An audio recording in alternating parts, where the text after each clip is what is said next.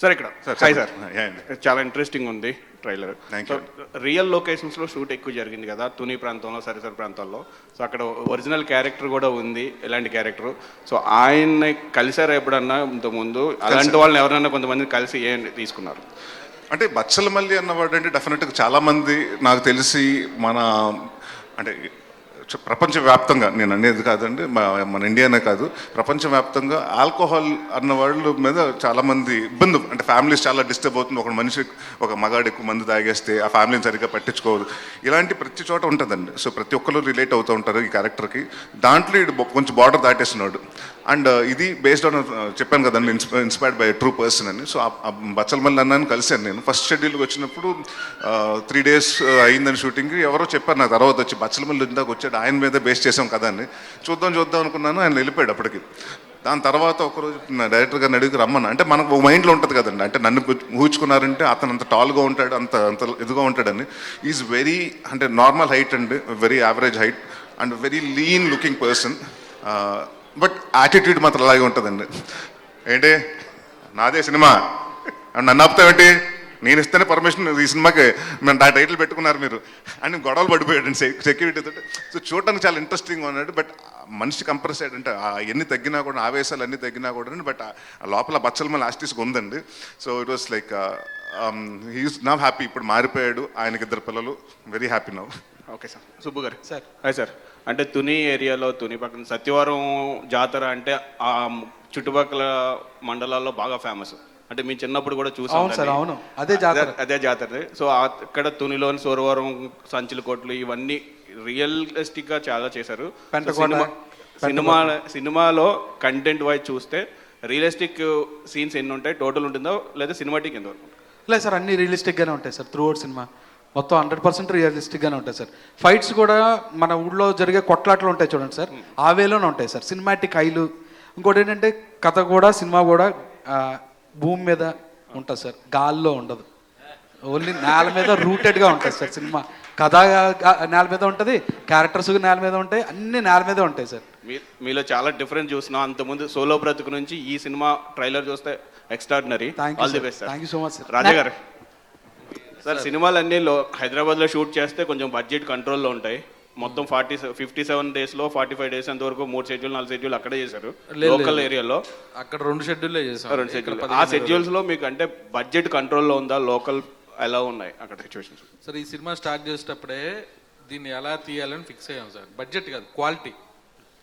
దానిలో ఏం తగ్గించుకొని క్వాలిటీగా తీయొచ్చు అనేది ప్లాన్ చేసుకుని చేసాం అంతే. ఎక్కడ కాంప్రమైజ్ అవ్వలేదు. మీకు తెలుసు కదా ఈ సినిమాకి టెక్నీషియన్స్ అంతా ఎవరండి. అలాంటి వాళ్ళు ఉంటేనే ఈ సినిమా తీయాలి సార్, లేదంటే ఈ సినిమా టచ్ చేయకూడదు సార్. అది నా ఒపీనియన్. నరేష్ గారు, this is Chandu, anchor from Filmy Looks. So first of all, మీ సినిమాలతో పాటు మీరు చేసే క్యారెక్టర్స్ ఎప్పటికీ గుర్తుండిపోతాయి. అంటే ముఖ్యంగా చెప్పాలంటే గాలి సీను. సో అంటే మీ 1-line పంచెస్ కూడా చాలా బాగుంటాయి. గమ్యం సినిమాలో ఒకటి చెప్తారు, పులిబిడ్డ అంటే పులి మీ ఇంటికి వచ్చేద్దాం, మీ అమ్మాడికి వెళ్ళిందని చెప్పి. సో బేసిక్గా అలాంటి మెసేజ్ ఓరియంటెడ్ సినిమాల్లోనే అలాంటి పంచ డైలాగ్స్ ఉంటాయి. అండ్ ఇలాంటి సినిమాల్లో మాస్ ఇంకా అంతకు మించి ఉండాలి కదా. సో అలాంటి ఎక్స్పెక్ట్ చేసి వచ్చిన వాళ్ళకి ఎలాంటి డైలాగ్స్ ఉండబోతాయి? ఇంకా ఫస్ట్ అలాంటిది ఎక్స్పెక్ట్ చేసి రావద్దండి. ఎందుకంటే మల్లిగడ్డ మీద ఎవరినో జోకులు వేస్తే ఆడికి మండిపోతుంది, Urukoti పల్లెమని బీగుతాడు.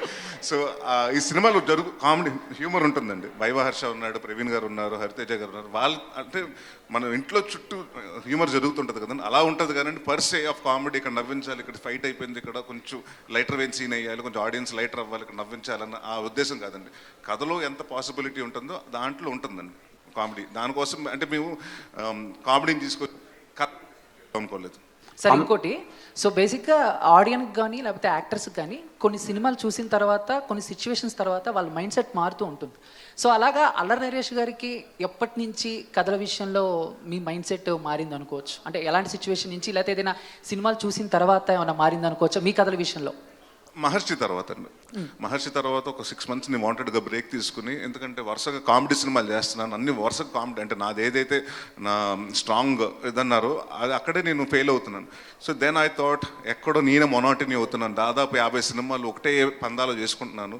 So have to come out of the box, I have to come out of that. ఏదో కొత్తగా చేయాలి అని ఐ టుక్ టైం అండి. అప్పుడే లక్కీగా నాంది అన్న కథ రావడం జరిగింది. నాంది చేసినప్పుడు కూడా భయం ఉంది, ఎందుకంటే అప్పటి వరకు మనం కామెడీ చేసాం. ఇప్పుడు సడన్గా సీరియస్ సినిమా చేస్తే ఆడియన్స్ ఒకేసారి ఎంత షిఫ్ట్ ఎక్స్పెక్ట్ చేస్తారా, అంటే యాక్సెప్ట్ చేస్తారని నన్ను చూడటానికి అని. ప్లస్ పైగా అప్పుడే కరెక్ట్ కోవిడ్ టైం అంటే 50% ఆక్యుపెన్సీలోనే రిలీజ్ చేయాలి. ఎప్పుడైతే ఆ సినిమా రిలీజ్ అయ్యి అంత మంచి హిట్ వచ్చి పేరు వచ్చిందో అప్పుడు కొంచెం కాన్ఫిడెన్స్ వచ్చిందండి డెఫినెట్గా. అంటే నన్ను అంటే ఒక యాక్టర్గా నన్ను అప్రూవ్ చేశారు. అంటే బిగినింగ్ ఆఫ్ మై కెరియర్లో నేను ప్రాణం కానివ్వండి లేకపోతే నేను సినిమాలు చేసినప్పుడు I wasn't to establish as an actor. అంటే ఇతను స్ట్రెంగ్త్ ఏంటి అని ఎవరికి అంటే నాకే తెలియదు అప్పటికి. So it was too early, అప్పుడు ట్రై చేశాను. దాని తర్వాత మళ్ళీ మధ్య మధ్యన పచ్చలు మన గమ్యంలో గాలిసీన్ కానివ్వండి లేకపోతే శంభో శివశంభోలా కానివ్వండి, మొన్న చేసిన మహర్షి కానివ్వండి, నా స్వామిరాంగ కానివ్వండి, ఐ హావ్ డన్ అంటే యాక్సెప్ట్ చేశారు. So then I felt very happy. Then I thought okay, కొత్తగా మన ఆడియన్స్ మనం కంటెంట్ కొత్తగా ఉంటే ఆడియన్స్ మన సినిమాలు యాక్సెప్ట్ చేస్తారు అండ్ అందుకనే కంటెంట్ సినిమాలు చేద్దామని ఇంకా నాంది నుంచి ఫిక్స్ అయ్యానండి. Thank you sir. అమృత గారు, Amrita Iyer, hi. Hi. Actually జాన్లో హనుమాన్ రిలీజ్ అయింది. అది biggest blockbuster, one of the biggest blockbuster in TFI. And మీరు And one of the big blockbuster going to be in December. Okay, అది కనిపిస్తుంది. So first జాన్లో ఒక film hit కొట్టారు and డిసెంబర్లో కూడా కొట్టబోతున్నారు. సో ఓపెన్ చేశారు, close కూడా చేస్తున్నారు. ఎలా అనిపిస్తుంది? బాగా అనిపిస్తుంది. అదే కదా అందరికీ కావాల్సింది ఒక యాక్టర్గా. You put so much effort మా సినిమా బాగా రావాలని. సో అలాగే ఇది కూడా అవ్వాలని కోరుకుంటాను. నరేష్ గారితో వర్కింగ్ ఎక్స్పీరియన్స్ ఎలా ఉంది? చాలా ఒక లెర్నింగ్గా కూడా ఉండేది. And even till today I think I learn a lot from him, the way he carries himself. ఒక క్యారెక్టర్ ఎలా ఎంత బాగా చేస్తారు కనుక అన్నీ. So it was very good experience. Last two questions. Ya, ముందుగా congratulations. Thank you sir. Bachhala Malli blockbuster కాదు, so super duper hit కొట్టేసినట్టే ఉంది ఆ ట్రైలర్ అది చూస్తేని. తునిలో మొన్న బచ్చల మల్లి వర్సెస్ తుని లోకల్ అని క్రికెట్ మ్యాచ్, ఆ ట్రాక్టర్ల పోటీలు ఇవన్నీ పెట్టారు. ఎలా అనిపించింది లోకల్లో మీరు అలా చేయటం? బాగుందండి. అంటే మా డైరెక్టర్ గారు బాగా ప్లాన్ చేసుకున్నారు, వాళ్ళ సొంత ఊర్లో అనుకున్నాను. సో అంటే ఏం లేదండి, జనరల్గా తుని ఆ సైడ్ ఏంటంటే ఫస్ట్ నేను కథ విన్నప్పుడు కూడా నేను అడిగానండి ఏంటి తుని ఏంటంటే నాకు తెలియదు. ఆయన సబ్బు గారు తుని దగ్గర నుంచి వచ్చారని. అక్కడ మన గన్నీ బ్యాగ్స్ ఇండస్ట్రీ ఉందండి, ఏషియాస్ బిగ్గెస్ట్. సో మా కథలో కూడా బ్యాక్గ్రౌండ్ జరుగుతుందండి అండ్ కొత్తగా ఉంటుంది. ఆ ఏరియాలో ఎప్పుడు ఎక్కువ షూటింగ్ లేదు కాబట్టి అంటే మా భయం ఏంటంటే ఎక్కువ మంది డిస్టర్బెన్స్ వస్తుందండి. బట్ అక్కడ ఎంత అంటే సినిమా అంటే చాలా ఇష్టం అండి తెలుగు వాళ్ళకి అందరికి ఆడియన్స్కి. ఎవరు సార్ కొంచెం ఇటు పక్కకు రండి అంటే అందరు వాళ్ళ ఊరు వాళ్ళే వచ్చి పక్క రండి వాళ్ళకి డిస్టర్బ్ చేయొద్దు అని చాలా ఫ్రెండ్లీగా అలా ఉన్నారు. సో అలాగే మొన్న వెళ్ళినప్పుడు కూడా రిసెప్షన్ అంతే బాగుందండి. ప్రతి ఒక్కరు చిన్నోళ్ళు కానీ నుంచి పెద్దవాళ్ళ వరకు అందరూ వచ్చి the way they received or the way they saw that అంటే సాంగ్స్ చూసినప్పుడు కానివ్వండి, వాళ్ళు ఇచ్చిన ఫీడ్బ్యాక్స్ కానివ్వండి, it's been a wonderful experience అండి. నెక్స్ట్ బెండపారో ఆరంపి లాంటి నరేష్ని ఎప్పుడు చూడగలం మేము? త్వరలోనండి, నెక్స్ట్ ఇయర్ కామెడీ సినిమా కూడా చేస్తున్నాను. అంటే అది ఒక పెద్ద అపోహ, అంటే చాలా మందికి అది ఒక పెద్ద డౌట్ ఉంది ఏంటంటే నేను కామెడీ సినిమా చేయట్లేదని కాదండి. కామెడీ సినిమాలు వచ్చినాయి నాకు నచ్చట్లేదు. ఎందుకంటే ఒక 10 సంవత్సరాల ముందు నేను చేసిన కామెడీ వేరండి, ఇప్పుడు ఆడియన్స్ ఎక్స్పెక్ట్ చేస్తున్న కామెడీ వేరు. ఇప్పుడు ట్రెండ్ మారిందండి, మన ట్రెండ్కి తగ్గట్టు మనం కూడా మారాలి, అప్డేట్ అవ్వాలి. మనం కూడా iOS లాగా కొత్త ప్రతిసారి మనం అప్డేట్ అయినట్టు. So I'm looking for few interesting stories అండి. ఒక 2 స్టోరీస్ లాక్ చేశాను. సో ప్రాబబ్లీ మార్చ్ ఏప్రిల్లో నెక్స్ట్ ఇయర్ స్టార్ట్ చేస్తాను. సుబ్బు గారు మైసెల్ఫ్ హేమమాలిని అండి ఇక్కడ. సో మీ సినిమాలో సాయి కుమార్ గారిని ఒక క్యారెక్టరైజేషన్కి అనుకుని తర్వాత కొన్ని క్లాషెస్ వల్ల ఇంకొకరు రీప్లేస్ చేశారు అని విన్నాం. అది ఎంతవరకు అండి? ఏ క్యారెక్టరైజేషన్కి సాయి కుమార్ గారిని అనుకున్నారన్నది? అచ్యుత్ కుమార్ గారి క్యారెక్టర్ కోసం సాయి కుమార్ గారిని అనుకున్నాం అండి. క్లాషెస్ అలా ఏమి ఉండదండి.